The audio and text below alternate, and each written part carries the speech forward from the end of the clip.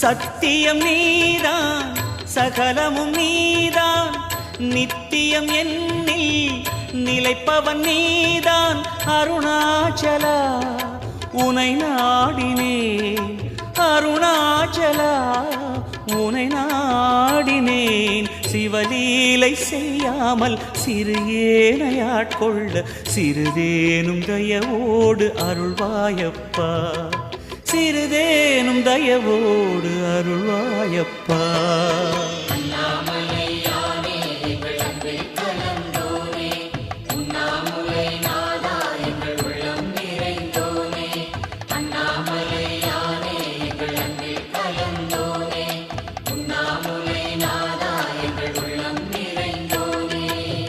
சிவமயமாக தெரிகிறதே சிந்தையில் சிவயோகம் வருகிறது.